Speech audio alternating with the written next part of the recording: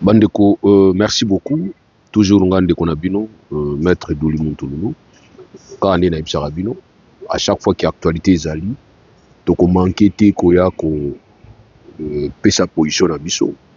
Koloba o to kanisi, koloba o to moni, koloba o to yoki, ezali ba vie o biso tozali ko pesa. Quand on est tolobaka eza ba sourate te, eza ba parole d'évangile te, mais eza façon na biso peut-être to façon ya bato ya ko apporter na ndambo toza nango na mutu. Lelo d'abord na ngai nayebisa bino nde nanosaki bino lobi ke tozalaki réussi na Élysée. Élysée ezali bureau présidentiel, bureau ya Macron, président Macron, Emmanuel Macron, président ya France, et conseiller na ye abengisaki biso eza structure oyo ezali awa, mais structure wana ningai koassocie ngai na remercier mpe structure wana baassocie biso tokende kodiscute, tokende koprésenter problème na biso toza nango, tokende koprésenter n'est-ce pas façon na biso toali kojugele likambo oyo tozali komonela likambo soki ya pembe oyo ezali tomonana likambo to nde tozali komonela likambo. Nous avons vraiment longuement discuté ezalaki autour ya social, autour ya économie et autour ya culture et aussi autour ya image oyo biso ba africain particulièrement biso ba congolais toza nango na France et oyo makanisi oyo France aza na yango tomonaki kodiscute to échangeaki et baprometaki biso ke eza ya suka te parce que nga nakuti structure wana ekende aja kodiscute baassocie ngai nasengi na présenter vraiment ba remerciement na ngai epai ya bato bapesaki ngai confiance naboyi kotanga bango parce que voilà na demandaki soki nakoki kotanga balobi te tika totikala toujours na anonymat. Et ben voilà, donc on a remercié bino beaucoup se retrouver, nous avons été reçus tout sololi bandaki au moins 14h, nous avons fini vers 18h moins tout 6. Vraiment merci. Et aussi nakomeka kolobela situation ya crise toza nango na RDC. Situation ya crise toza nango na RDC na etali avancé ya ba troupe ya Corneille Nangaa et ba enjeu ya politique internationale. Nayebisaka bino toujours que tozala na politique internationale et puis tozalaka na droit international. Na kati ya droit international toza na parti moko babengaka droit international humanitaire toyeba yango et ba enjeu oyo ezali. Et puis nayebisaka bino toujours que devant des facteurs toza nango, premier facteur tozalaka nango ezalaka communauté internationale et deuxième facteur tozalaka na opinion internationale. Na bandeli wana pona mata na oyo etali ba facteur mibale na tangi. Communauté internationale ezali yango nde ezali kozwa ba décision oyo tobengaka ba décideurs, tous les décideurs ya monde entier basanganaka oyo tobengaka ba grande puissance basanganaka baza na structure oyo baza nango oyo bapermetaka bango comme outil ya kozwa ba décision, instrument ya kozwa ba décision. Ezali d'abord na niveau ya ONU, Conseil de sécurité, ezali na ba niveau ya ba structure ba Union européenne, ba structure ebele oyo etali ba subdivision nango to na ba administration, neti ba administration ya ba grande puissance neti ba américaine, administration américaine pe fuyaka to na ba structure ebele oyo esalaka ke tozala face na bango comme ba décideur. Et à côté na bango tozali na opinion internationale.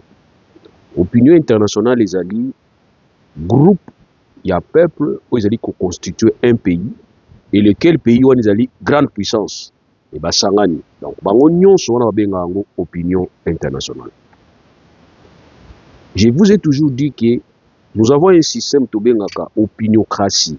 Opiniocratie ezali système oyo ezali basé na ba décision oyo population ali ko pousser ba décideur bazwa po yango isalama. Lesquelles décisions po ezwama, il faut que opinion ezala largement informée na situation. Mais nous avons remarqué dans la République du Congo, la situation tozo kolekisa na niveau ya RDC, c'est comme si opinion internationale ba yebi makambo ezoleka vraiment te. Je voudrais vous dire cette différence. Il ne faut jamais confondre l'opinion internationale na communauté internationale. Na oui tout à l'heure que opinion internationale et ali batu o bali ko kanisa ndenge ni na kati ya pays wana face à situation moko songolo mpakala. Opinion ya population. O to bengaka opinion collective. Mais qu'est-ce qui se passe au Liban souka wana babi réellement en RDC? Donc c'est que quelque part il y a ba zone d'ombre yali, il y a makambo ezoli ko échapper bango. Il faut que tous ala prêt ya ko répondre ka bango, ya ko expliquer ka bango pour ba comprendre. Problème où il fallait tout salande yango wana. Na niveau ya communauté européenne, baza pe na opinion européenne. Baza na besoin ba yeba qu'est-ce qui se passe. Mais le vrai problème bazaka contrer na ba mouvement politique o bazaka nango ezoko accompagner bango. Soki boza na malchance ya kozwa mouvement politique oyo eza hostile na bino, to na lutte na bino, to na ba prise de position na bino en tant que État africain, ata bo lobby, ata bo expliquer ba comprendre de bino. Toujours exemple ya Mosé Laurent Désiré Kabila. Il avait beau expliquer que la RDC était agressée, mais fort malheureusement, Moutakipa qui a quitté, on nous disait toujours que c'est un problème interne. Toujours exemple ya Kadhafi.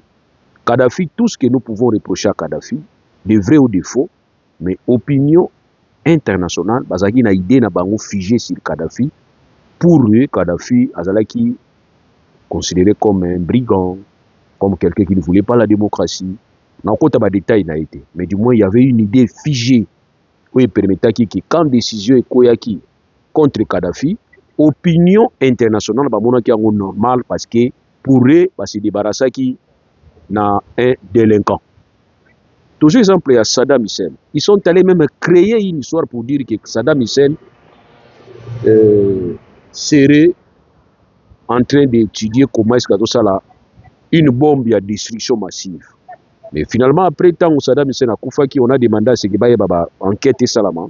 Ils se sont rendus compte que c'était une farce et qu'il a utilisé une manipulation et a coupé sa opinion internationale. Moi, orientation et à sanctionner Saddam Hussein. Donc, c'est-à-dire opinion internationale joue un rôle important. Alors, il faudrait que tout possible pour maîtriser l'opinion internationale. Si vous maîtrisez l'opinion internationale, vous avez la facilité de diriger le monde. Et vous avez la facilité, pas seulement de diriger le monde, mais d'être en face de la communauté internationale, de manière à ce que la décision à Mabé et la communauté. C'est ainsi qu'il faut plus travailler l'opinion. C'est dans ce cadre-là, tous allons peut-être couper ça comme explication. Mais pour que nous soyons accompagnés, il faudrait qu'il y ait aussi un comportement et pas à décider na biso moko na kati ya RDC. Ceux qui ont un comportement et pas à décider na biso moko na kati ya RDC, toko dévier peu opinion na biso, ba kota na incompréhension, tout c'est que la victime, tout commander ba bourreau. C'est ce qui se passe na niveau ya République démocratique du Congo. Tant que ba décider na biso bazozwa option mususu ya ko manipuler population, ya ko tindaka bango na ba réflexion o ya balabala et que ba population comme ba toujours masse ezaka na conscience té, masse ezaka na facilité à se maîtriser té, masse esali décision nango ya masse, tant que une décision à masse non réfléchie et poser ba problème ou ko impacter négativement na façon ya perception o ba mususu ba ko zanango face à problème o to zanango. Yango mona itolbaki que pourquoi ne pas dire la vérité? Il faut dire la vérité aux gens. Dire la vérité, c'est simple. Quel est le problème qui existe réellement dans le Congo? Qui sont nos alliés naturels? Qui du moins hier ont commis des erreurs, mais aujourd'hui ils cherchent à réparer pour intérêt à le Congo? On a toujours la confiance dans Bangote, mais c'est quand même facile. Il faut qu'ils en aient sens en démon. Fort malheureusement, vous allez vous rendre compte que toujours sa population likamususu, toujours salaka likamususu. Nous devons savoir communiquer à notre opinion. Tout le monde qu'est-ce qu'il y a au juste. C'est ainsi que vous allez remarquer que Nabuka vous battu bakufi mingi. On a plus apprendre que zéro mort. Pourquoi? C'est parce que les gens étaient préparés à Kotalaka ou il est qui na Goma. Ce qui est les gars qui na Goma, les gars qui na Goma, c'est tout simplement parce que nous avons donné l'impression que tout ça na situation en main. Les gens la tata moko boye, ba agresseur ba koti abisi ba na boza la calme, na zobeta bango kala mingi. Nzoka ta ba ya kotala après tata kimaki kala ndenge moko makambo les gars qui na Goma. Les enfants étaient très confiants et pas ya tata lobiki à maîtriser la situation. Bobanga te. Mais or tata ba moyen ezalaki na moto. Yeko sala lelo bato ba se retrouva qui face il y a une force étrangère, force rebelle. Et force rebelle maintenant kubanga kaki ba baza liboso na bango baza ba cible civile ou bien cible militaire. Ça aussi na cadre pe ya kanda incontrôlé, je dis bien incontrôlé, bango pe ba ouvrir le feu na ba cible civile. C'est ainsi moi je dis, il faut qu'il y ait des enquêtes pour déterminer les responsabilités. De manière à ce que ceux qui sont à côté gouvernement, bah, comme État qui babi, dans un sens ou dans un autre, ils doivent répondre. Ceux qui pèsent à Rebengo, comme État qui bat n'importe quoi. Parce que dans une guerre, il y a ce que nous appelons le droit international humanitaire, il faut respecter. Ce qui compte dans côté, vous devez répondre. Voilà. Donc il faut tout préparer la population. Il y a un moyen à Bukavu, Salamine Salamaki. Parlons peut-être, il y a des négociations et Salamaki. Vous allez remarquer que nous étions parmi les gens qui avaient cru dans le processus Mibaliza qui est ouvert. Bien que c'est difficile, il y a respect. Tout un accord, on a toujours accord très primordial. C'est l'accord cadre à Addis Abeba. Accord cadre à Addis Abeba et engloba qui tous les pays frontaliers, tous les pays limitrophes, il y a RDC, et finalement, il y a une certaine orientation, il y a des recommandations à Batunyonso, le président sous-régional, le président plutôt il y a sous-région, et puis les pays frontaliers où qui impliqués ou non dans la guerre dans la RDC. Il y a jouer un rôle, il y a une base arrière pour déstabiliser la rue du Congo. Mais si vous avez accord Addis Abeba, accord cadre Addis Abeba, et que le cadre de recommandation n'est pas le gouvernement congolais, c'est le gouvernement congolais. Il faut créer un dialogue, réconciliation et dialogue. Natine était beau créer une stabilité interne pour les pays, n'est-ce pas, pour et permettre à ce que écoute à climat et créer déjà moi matela ou écoute à kimia. C'était des recommandations. Moi je pense que c'est le meilleur accord.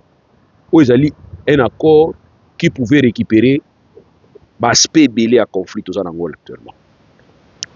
Kabila a tenté de faire ça. Mérite Mouké Kabila n'a coupé ça. N'habite que félicitations à Zonga. Parce que moi, nous sommes toujours parmi ceux-là qui croient que Kabila a fait son temps. Kabila a le Obama, Barack Obama, nulle part, à Tabalingi Makasi n'a pas américain. Jour où eu sa biloté à Zonga. Contrairement à Trump, nous avons déjà qui a changé Mibeko pour abandoner déjà. Pour la population à PC troisième mandat, ça sera la folie. C'est ainsi, moi, Trump, mon année, Bakata Komona, ils ont trompé. Mais Bakata Komona est Trump. Mais en tout cas, ils ont trompé. Un vrai trompeur, un vrai sarcère. C'est lui maintenant qui va donner cette vérité pour dire que Azana pour ça va changer, va payer. Mais Barack Obama, quel que soit succès au niveau des États-Unis, jamais à penser à un jour Azonga Souko comme président parce que ça lui deux mandats. George Bush, idem. Bazana ba capacité, ma Ezali. Je ne pense pas que Bazonga Souko a besoin de un deuxième mandat parce que les Américains va lingi biso. Moi je pense qu'il est gagné on a tout. Ndenge moko na Kabila. Ya Kabila grand frère, ndenge oza boye, faut no calme muta kosote, mundi balungo koso la fois passée que to lembi yo te. Vous comprenez que bato jour ngana okima na okima nga moko. Et lelo okuma oseka biso. Sur mo seka no biso. Pour le balo soto moka oseka. To senga sengo ba pardon. O répondre pété ki na yoki. Yo pe mabeno yangwana. Silence na silence. Mais je pense que tu avais compris. Bato balungo kosa yo za bao bazaka lelo na Tshisekedi. Même formule, même discours, bazo kosa. Alors bino so ko ba président ko complémenter bato bazaka permis na bino bazaka besoin. Bo mais la libéla pour l'intérêt na bango. Pour l'intérêt mboka te parce que les autres ont des problèmes de difficulté ba okima. Kabila bato ba yebisa ki to lembi yo te.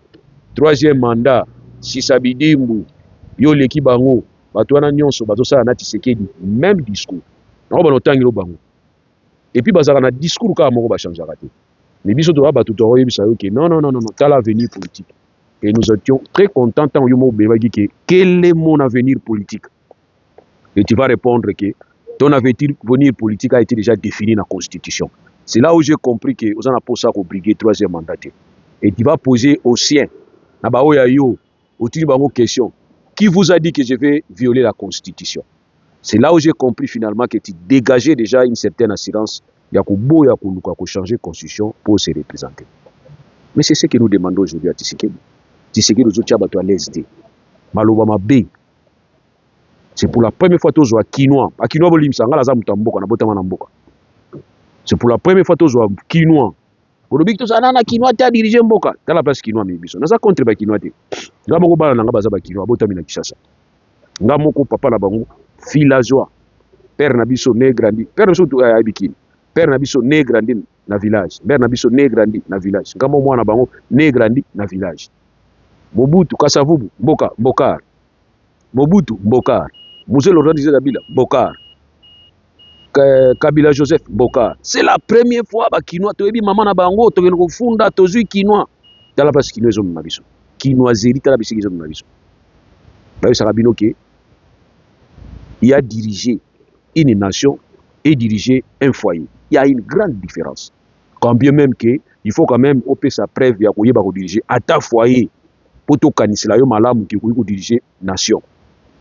Il y a une différence. Dans la place de Okenamboka. Donc, ce qui est vrai, s'il faut comparer Kabila et comparer Tshisekedi. Tshisekedi a dit français, bah gros. Ah, Félix a bah gros mot, soit n'y a pas gros mot boui. Ah, on a bah gros mot, donc ça dit on suppose qu'il est intellectuel par rapport à Motoba qui est à l'université. Mais tous étaient confrontés à un problème beaucoup. Problème où Félix Tshisekedi a vivre les lots. Et ça exactement où Kabila a vécu. Exactement. Il n'y a aucune différence. Gome Kouy, à côté, il faut que ça l'anime. Pas bien à gauche, pas bien à droite. Lui, qu'est-ce qu'il avait dit? Qu'est-ce que j'ai retenu de lui?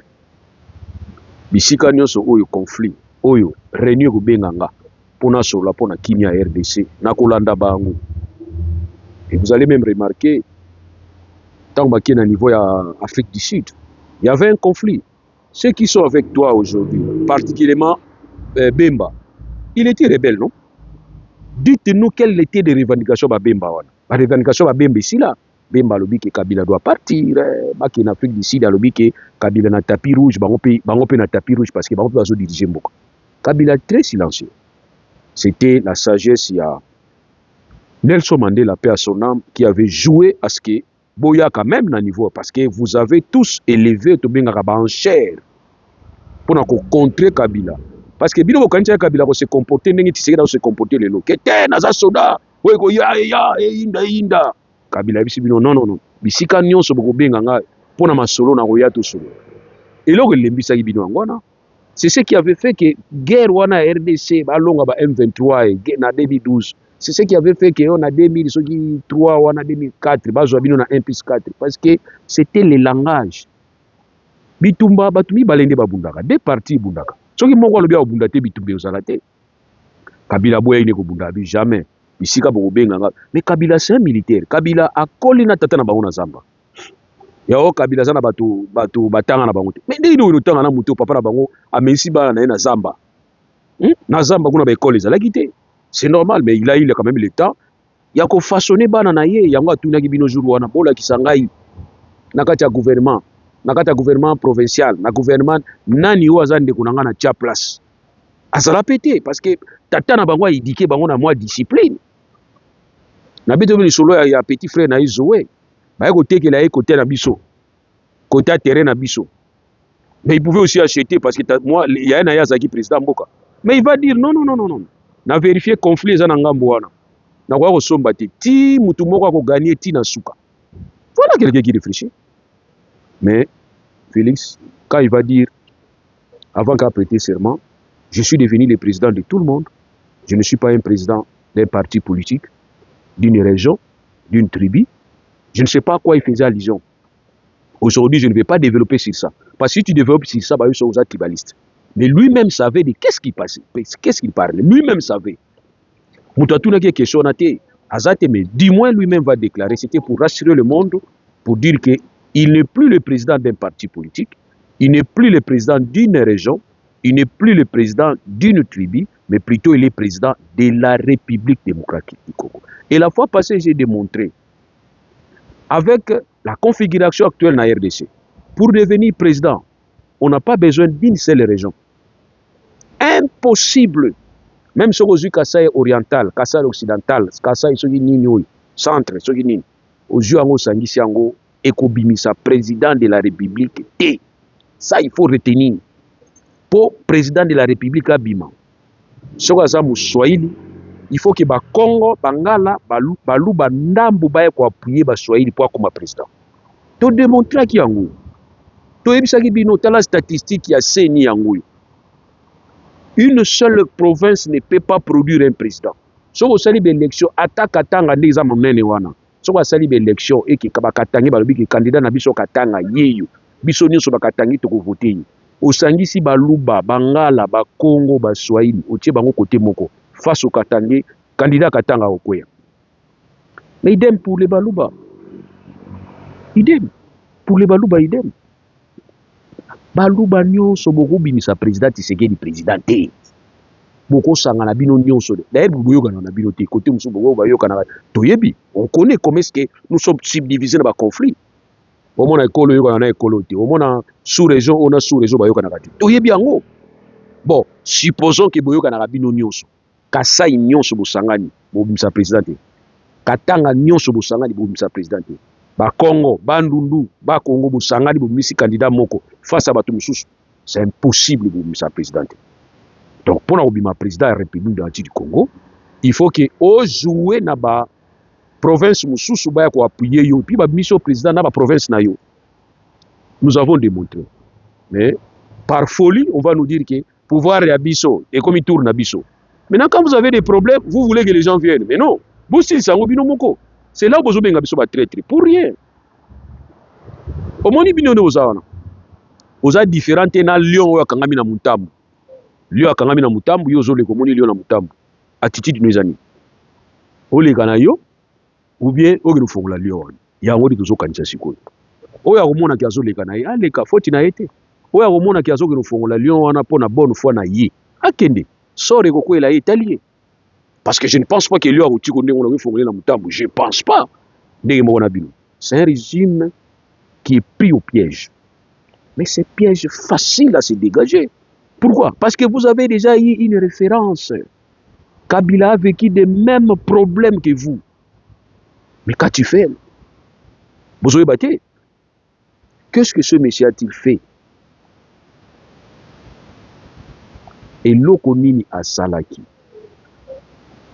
Bino, Boussali, Nini. Bouzosala, Nini. Bozui branche Nini. Zoba. Moni zoba. So vous moutaza liboso na za zoba. Ako peso pe conseil. Pona nini? So ka peso conseil. Ya kulakisa OK azwaka gauche yango akoma zoba. Yo ba na kota na gauche te parce que o ya ebisinga ke tango azwaka gauche yango azwaka résultat wana. A peso pe leçon. On peut aussi tirer l'expérience c'est un voyou, on peut aussi tirer l'expérience c'est Moutouaza illettré, on peut tirer aussi des expériences. Il suffit de faire le contraire de ce qu'il a fait. Tu as la bonne réponse. Kabila a fait ce qu'il avait fait et nous pensons que Kabila est allé organiser des élections. Aujourd'hui, quand vous dites que nous avons hérité de ce que Kabila nous a laissé, posez-vous la question, Kabila a hérité quoi? Qu'est-ce que Kabila a hérité? Kabila, qu'est-ce qu'il avait hérité? Un pays délabré, un pays démembré. Tous nous savions comment est-ce que Kabila Koutela Yimboka Oyo, tant papa n'a Koufaki, tant papa n'a Koufaki qui m'est à la quitter. Et c'est sur base de ça, papa n'a Koufaki, Kota Iba problème. Mais le nom côté la Kabila, Kabila, tu es un problème hein, pour la RDC. Mais moi je pense que tu es un problème un peu réglé, on peut te régler parce que on s'est réglé qui. Aujourd'hui tu es parti sans qu'on crée un problème. Tu vois, et puis on te dit aujourd'hui, tu ne vas plus revenir comme un président.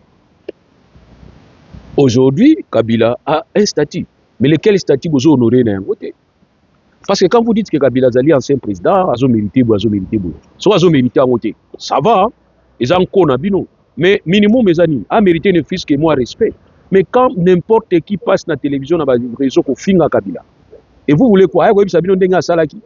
Mais bon, on va infiltrer Bissosus. Parce que Bino, on a infiltré partout. Vous voyez les infiltrés partout. Mais moi, je pense que, pour pousser dans la Kabila, pour que nous ayons appelé Sabino leçon, mais du moins, vous avez la histoire où il y a Salaki. Référez-vous à l'histoire et vous trouver solution. Qu'est-ce que nous vous avons dit? Nous vous avons dit que attention. Attention, attention. Dans le niveau de commune, seul ici, Nabiso Yali, tout dialoguer. Vous nous avez insulté. Mais aujourd'hui, vous allez vous rendre compte que toutes les structures internationales, et aussi tout le monde vous dit qu'il faut dialoguer. Dernier en date, les alliés, Lorenzo. Lorenzo, c'était le médiateur. Mais aujourd'hui, vous sentez que Lorenzo a sous-médiateur. Pourquoi a sous-médiateur? Parce qu'il va briguer la présidence à l'unité africaine. Il cesse d'être médiateur, il devient arbitre. Parce qu'il y a une différence entre médiateur et arbitre. Arbitre, c'est pour juger, voir dans la mesure du possible comment sanctionner. Mais médiateur, c'est celui-là qui va vous réunir à Bendabino, à l'on malentendu pour vous avoir un compromis. Maintenant, il devient comme arbitre. Il doit quitter. Mais je suis très content, il est honnête. Déjà Félix. Voilà comment il faut se comporter. Voilà comment il fait. Et il est allé même te donner l'expérience à Angola. Dans la place Tozala qui na UNITA. Dans la place Tozala qui na République sud-africaine, tant que na apartheid. Et à l'obélioté, dans la bisika Tozala qui na Angola, tant que Tozala qui base arrière et Angola. Ils ont pas nabiso. Moi, je connais les gens qui ont besoin de formation. Nous partons là-bas, qui sont Angola, tout le monde est congolais. Bana Djili, Bana Matete, Minduki. Alors, betolo lingala qui toko apesho pe place à Fandaki. Mais Angola, pour ça, malé, Beti a trouvé solution et puis finalement.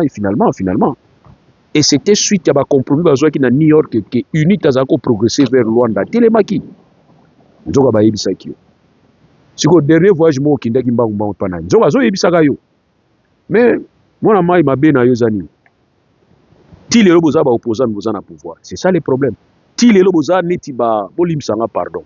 Na benga ngo ba subwa. Ti lelo bozo se comporter comme batu baza na balabala. Nzoka bokomi ba décider. C'est ça le problème. Vous n'êtes plus bateau, faut pas qu'il y ait une discussion na bateau. Vous n'êtes pas distraite bino. Pas distraite bino. Donc tu as qu'à qu'il au bino pour yema kelele ma sebe bimi ma sebe. A Kongo ma sebe. Pe memo ma koto. E bimi bino ma kelele. Nzoka bino boza na tous tanga osala ka makelele na bateau. Boza tanga ko décidaka. To bisi bino ke boki ni koyoka. Parlant de Nanga. Mais Nanga fait bien dit que c'était lui qui avait créé les monstres.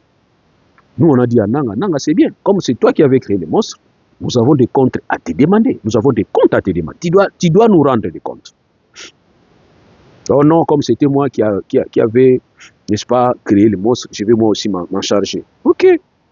Mais quand même, il y a des dégâts collatéraux. Il faut que, quelqu'un réponde. Et c'est Nanga qui va répondre. Or, avant que Nanga entre dans cette revendication politique, dans sa nouvelle revendication politique, Nanga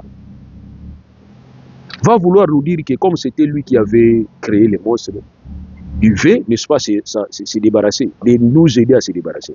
Nous ne lui avons pas demandé. Mais on va en parler après. Aujourd'hui, Kagame va nous dire, question, est-ce que vous partagez politique il y a AFDC, ce qui est AFC, dans M23? Kagame va répondre, oui, nous avons partagé, pourquoi? Parce que les mouvements, moi, j'ai soutenir la communauté, moi, j'ai na kati kuna bazala ba problème. Mais tout ça répondant à Makambo, non? Il y a un groupe de gens qui se disent être marginalisés dans la RDC et qui se reconnaissent comme étant battus à la RDC. Il est très mal indiqué qu'un président de notre pays vienne pour protéger ces groupes. Ça, c'est un. Deuxièmement, est-ce que vous voyez que ezalaka na outil moko oyo tozanango instrument international? Vous allez protéger la minorité. peuple autochtone, peuple minorité. Est-ce que boyebi yango? Est-ce que boyebi qu'ils ont ba principe yali ko protéger ba minorité na monde yali? Utilisez cet instrument. Vous utilisez contre la communauté du Congo de manière à ce que bino ba communauté oyo bozo se sentir marginalisé et que vous êtes des Congolais mais Congo ils vont vous déranger bino et permettre bino boyeba ko joie gain de cause. Et moi je pense que cette situation a été réglée. Dans San City nous avons réglé ce problème. C'est d'ailleurs suite à ça qu'il y a un certain monsieur qui s'est réclamé de cette communauté. Azarias Roubero a été devenu vice-président de la République en charge de la sécurité et renseignement. Comment une communauté marginalisée peut occuper un poste élevé? Et ce qui est encore grave, nous avons vu un sénateur être élu à Kinshasa, mais il était Tutsi. Or, ce que Kinshasa na Tutsi place à quoi supposé que Zala, Abi Mabele Aye, combien de kilomètres? Mais un sénateur, Moïse Nyarobagou, a été élu sénateur Villa Kinshasa.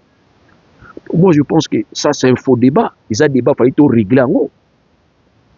Et quand je parle de ma tribu moi-même, moi, je suis Woyo de Mwanda. Nous sommes collés avec Kabinda. Kabinda aussi, de l'autre côté, il y a des Kabindis qui sont des Woyo, au fait. Nous partageons même culture. Et aussi, même dans la musique, tout ça, Koko Moko. Mais aujourd'hui, nous vous avons dit, ce qui se passe aux Kabindés qui sont installés dans Kabinda, qui appartiennent de la ville des populaires et Angola. Et Talingote, ce n'est pas mon problème. Jamais ça problème nanga. Et aussi, injustice na Mwanda, Sibir, contre le gouvernement, même gouvernement congolais. Et Talingote, ils ont problème na. Mais pourquoi est-ce que Bawoyo na Mwanda, ceux baza marginalisés ou bien baza inquiétés? Président Angola Tomboki, non, ça suppose qu'il y a un problème. Donc moi je pense que nous avons évolué. Et évolution en Angola qui suit base, il y a une déclaration de Tshisekedi dans Salaki. Tshisekedi, je vous rappelle, dans Londres, tu avais dit que les Badiamoulengue sont nos frères congolais. Tout ce qui va nous. Fin de situation.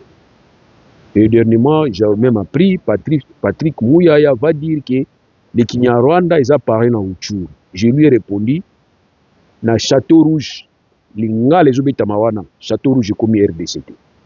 Ils ont Château Rouge, ils ont France, mais il y a des étrangers au Bafandagawana, Bazosala commerce na bango, Bazol Balingala, rien à voir. Une langue ne peut pas définir Moutou à comme la nationalité XY. Je suis même allé plus loin, dans Kenya Balbarape Swahili. Donc on a évité ceux qui n'ont pas de faux problème. Pour Nani Bino Soki Bouzali Kolobamakam. Pour les Rwandais, c'est ça le nationalisme, c'est ça le patriotisme, c'est normal. Mais quand les autres réfléchissent, voilà comment est-ce que nous réfléchissons. Donc, comme on l'a traité, traître. Pourquoi? Nous vous avons dit que les Rwandais ne sont pas nos ennemis. Les Rwandais sont des frères africains. C'est le régime de Kabila. Et plutôt des régimes de Kagame. Moi, ce régime de Kagame, c'est depuis 1994, Nazarane Sengonangote. J'ai toujours dit que les lois où ils qui ont avion ça la escale na Kigali nazo banga même Paul Kagame ba betanga makofi na banga makasi. C'est depuis 1994 jusqu'au jour d'aujourd'hui. Moi je n'ai jamais changé mon discours. Mais par contre vous avez changé le discours. Félix Tshisekedi tata na bino akindaki na Rwanda kuna père na yo akindaki yo moko bengaki Kagame bon ce qui est fiable, partenaire fiable. Before Biselele va nous dire que Paul Kagame a un agenda, biso to na minéré, tout ça la nini gagnant. Et ça bino zangaita. Pendant que tout ça la accord na Uganda, moi na ya Museveni général, c'est lui qui va commencer à nous dire n'importe quoi. Donc vous, quand vous appréciez quelque chose na façon na bino, c'est bien. Mais quand les autres vous disent qu'ils là bozoko tawaneza na malamuté, vous allez commencer à nous insulter. Pourquoi? Nous vous avons dit que EAC wana c'est de n'importe quoi. Vous ne avez pas cru. Et tu ebisi bino que so bozo kota na kati kuna bozo tega souveraineté na biso. Non. Bokoti et comme auto bimi na biso. Na ko bimaka wana tango bobimi bokomi kolamuka koloba ke article 217 eza ko tega souveraineté. Tu ebisi bino que kokota na EAC ndeza ko tega souveraineté. Ne bokota wana de to kota na kati mabe. Vous ne avez pas cru. Merci beaucoup. peut-être na osuisa na likambo moko bandeko na ngai soki bozoluka traître ou à trahir RDC na agression tozala yango na niveau ya RDC ezali président na biso Félix Tshisekedi. C'est le vrai le président en chef ya trahison ya ba traître ezali président Félix Tshisekedi. Ça je le dis sans honte, sans crainte. C'est toi qui nous as trahis. Je disais que c'est toi qui nous as trahis. Pourquoi? Pendant que le monde entier, vous allez remarquer que dans la séance seulement qui dans l'Union européenne, dernièrement, ils ont Allemagne dans Belgique, ils ont pression pour sanctionner Kagame. Et aussi aujourd'hui, nous avons obtenu suspension, il y a la coopération, et puis tous les contrats signés avec Kagame dans le niveau de l'Union européenne. Mais je vais vous dire, tant que Apple, nous avons tenté action contre eux, est-ce que Apple a sombaka biloko ya sombaka wana na Union européenne, bien sombaka ngo pa ba trafiquant, to sombaka ngo pa ya ba commerce ya bande organisée ou isalamaka entre Rwanda na RDC. Convention oyo Rwanda signa na Union européenne, oyo ils ont suspendu, ça je confirme. Les conventions ils ont apparent. Bongo ils ont non apparent. Or, oyo ekotaka mbongo ebele eza oyo eza non apparent. Oyo tobenga yango ba circuit ya marché noir. Yango nde ekotaka mbongo ebele. Donc cette suspension ezaka wana comme eza symbolique. Mais COP esalamaka kaka kuna eza COP oyo tobengaka COP ya marché noir. Raison pour laquelle vous allez remarquer na Goma eza na babenga oni ba comptoir ebele eza na Goma, ba bureau ebele eza na Goma wana. Il y a ba grande puissance batia ba bureau na bango wana. Mais na ba bureau wana eza wana. Tuna gouvernement congolais so azula yango ata ba taxe. Azwaka te. Parce qu'ils ont marché noir. Tout se passe dans le noir. Bolanda ba émission, bolanda ba reportage, bolanda ba bokomona ke o nazoyebisa bino eza ya solo parce que marché o esalamaka na niveau ya est, eza marché o ezalaka non déclaré. C'est ce qui fait que Union européenne tanga salaka marché na Kigali. Akosala marché musu na 10% na 20%. Mais à une grande partie, bah 80%, bah 90% il est kaka na marché noir. Moi-même je vous ai dit, j'avais un dossier. Ce dossier, ils ont reçu or. Na niveau à Mambasa, ils ont laissé un camion à Ben. 80 véhicules, ils ont ça la navette. Kolongwaka, Kozwaka, Mabele. Zate ba ozo or, ba luki moko bazo trier. Ba na tant ko trier na ba zone wana te parce qu'il y a ba zone moko à risque. Ba eka na ba poclin, o abenga ka ba tractapel. Ba ena ba camion ba Ben. Ba voueti ka mabele nyonso ba okuta wana bazo timola bazo boka na ba tracta ezokende. Elekaka elongwaka na ba zone contrôlée par le régime de Kinshasa côté oyo administration centrale azali et futa taxe te contrôle les actes ezoleka eleki pe na ba zone oyo ezali contrôlée par ba Codeco ba Zaïre ba nini nyonso eleki. Ce qui est grave ba rebelle on ba simba mituka wana te. Ce qui est grave, tant que tu connais le côté de la zone contrôlée par le gouvernement, parce que tu as taxe na côté. Voilà. Le marché où il fallait tout téléméla na côté yangwana. Mais le marché à l'Union européenne, ils ont un marché à coopération peut-être structuré. Où ils allaient qui ba do sala yango, ba pesi aide boye, ba pesi cop boye, ba zui et l'équipe ils a déclaré l'équipe Kotiawa, yango ils a peut-être 20%. Mais quand ils allaient qu'on voit Misaka, ils allaient où ils les na zone noire. Donc du coup, ceux qui se payent qui va payer ça va suspendre, c'est bien. Mais l'objectif est là qui va sanctionner. Mais je vous ai dit, botique habitude ya kolona lelo kobuka lelo kolia lelo. Kagame devrait être sanctionné, pouvait être sanctionné et peut être sanctionné, mais pas seulement aujourd'hui, même plus tard. Tout se concentrer, tout kenan na eloko tous avons besoin. C'est comme ça. Moi na muke so ngo botole loko asimbi surtout mbongo basala nini pesa e loko moko ekokai na mbongo tango ya okanisa iza mbongo atiki vrai mbongo yo récupérer vrai mbongo. Voilà stratégie to senga ibina. Voilà.